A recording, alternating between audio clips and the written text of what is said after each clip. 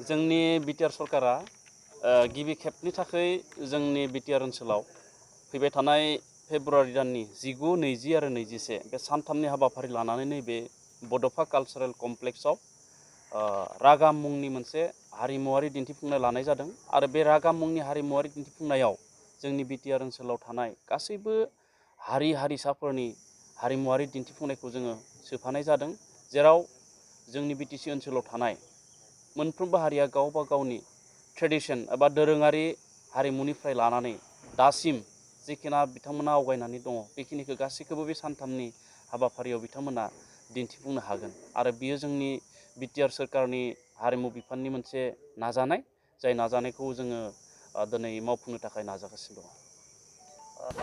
जोङो सानथाम लादों हाबाफारिखौ। गिबि सानखालि जोङो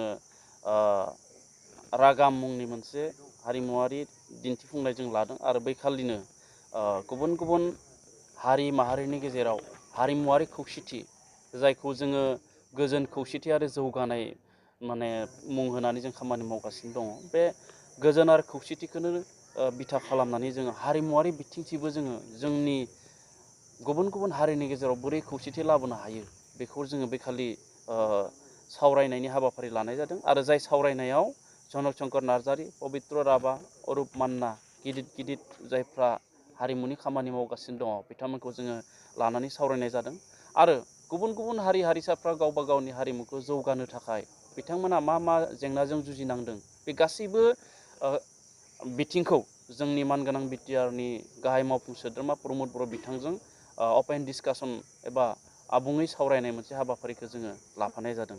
बेनि उनाव ट्रेडिशनेल कालचारेल श' एबा दोरोङारि हारिमु दिन्थिफुंनाय दङ। बे दोरोङारि हारिमु दिन्थिफुंनायावबो बिथांमोना गावबा गावनि हारिमुनि दिन्थिफुंनायखौ दिन्थिनो हागोन।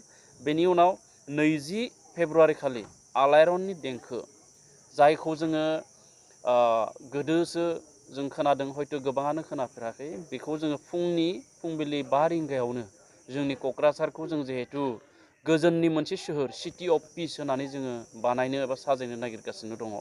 बे क'क्राझार सोहोराव जोङो 20 तारिख एबा 20 फेब्रुवारि खालि फुंनि 5 रिंगायावनो जोङो बे आलायारननि देंखोखौ जोङो जोंनि फोसावदिं बिफान जिहेथु जोंहा दंखायो सरकारा, बे फोसावदिं बिफानखौ जोङो बे आलायारननि देंखो जोङो फुंबिलि समाव दामनो थाखाय जों खावलायगोन। बेनि उनाव जोंहा आर्ट कालचारेल एक्जिबिसन दङ। बे गुबुन गुबुन हारिफ्रा गावबा गाव हारिनि आर्ट बा सावगारि एरनाय थायो आरो बाहाय बिथांमोननि दोरोङारि जि जानाय फुड आइटेम्स बेफोरखौ बिथांमोना बे खालि देखायनो हागोन। बेनि उनाव जोङो मोनसे हाबाफारि लाबावदों, regional film industry past, present and future.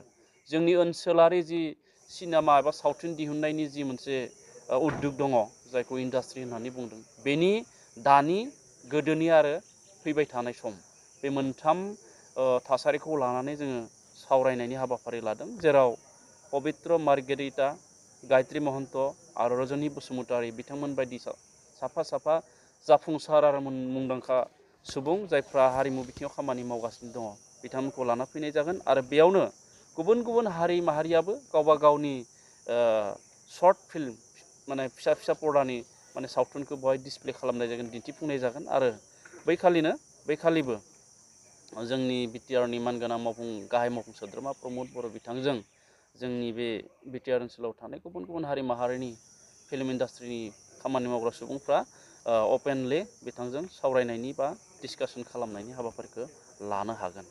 बेनि उनाव सेरेन्जा मुंनि जोङो बिमुंजों मिउजिकेल रेन्डेभ'स जों लानाय जादों। बेवहाय बैखालि गावबा गाव हारिनि दामजुजों दामनायखौ दिन्थिफुंगोन। गुबुन गुबुन हारिया, बर'फ्राबो दामगोन बा गुबुन गुबुन हारिफ्रा बैखालि दामजुजों आइजेंजों बा दामजुजों बिथांमोन दामनायखौ दिन्थिफुंगोन।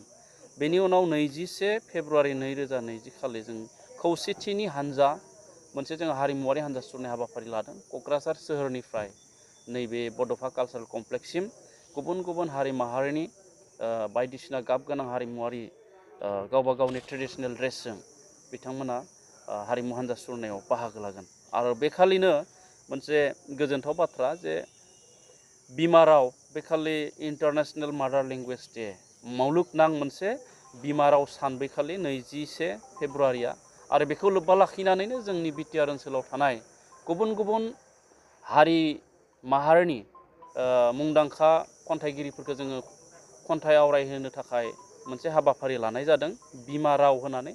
बे बिमा रावाव जाय जि हारिनि सुबुं बिथाङा बे गावनि रावजोंनो खन्थाइ लिरनानै बिथांमोना बेवहाय आवरायफैनो हागोन। दा बेखौ जोङो बेखेवगिरि हिसाबै राज्यो सभानि बारग' MP इउ.जि. ब्रह्म बिथांखौ जोङो लिंनाय जादों। आरो बेनिफ्राय क्लजिं सेरेमनि जागोन जोंहा। क्लजिं सेरेमनियाव जोङो फेलिसिटेसन टु रेनाउन्ड आर्टिस्ट मुंदांखा महरगिरि एबा देंखोगिरि बा हारिमुआव खामानि मावग्रा बिथांमोनखौ जोंनि बिटिआर सरकारनिफ्राय मान बावनो नागिरदों। बिसेसकय जोंनि बिटिआर ओनसोलाव थानाय गुबुन गुबुन हारि माहारिनिफ्राय साफा साफा जों सायख'नानै लागोन। जायफोरखौ जोङो मान बावनो नागिरदों बिथांमोना गावबा गाव हारिनि हारिमु बिथिङाव गोबां बिहोमा होबोनाय खामानि मावनाय सुबुं जानांगोन आरो बेखौ जोङो साफा साफायै बिथांमोनखौ सरकारनिफ्राय मान बावनाय जागोन। बेनि उनाव सानजारां मुंनि जोङो बिमुं होनाय जादों जोबखालि कालचारेल नाइट माने हारिमु बिलिफां। आरो बेवहाय आसामनि लोगोसे भारतनिनो मुंदांखा जाबाय बिथाङा जुबिन गार्ग, लोगोसे जोंनि बर'नि मुंदांखा मेथाइ खनगिरि सुलेखा बिग्राय गौतम मेनका बिथांमोनखौ जोङो लेंहरनानै बे हारिमु बिलिफांखौ गाब गोनां एबा मिलौदो खालामनो थाखाय जोङो नाजानाय जादों। दा बेखायनो आङो बिटिआर सरकारनि हारिमु बिफाननि मावफुं सोद्रोमा महरै जोंनि बिटिआर ओनसोलाव थानाय जोंनि हारिनिजों लोगोसे गुबुन गुबुन हारि माहारिनि सुबुंफोरखौबो बे सानथामनि हाबाफारियाव जाहाथे लैहोर लैहोर बाहागो लाफैयो, आं बेखौ नैबे समाव गुरैयै खावलायहरबाय।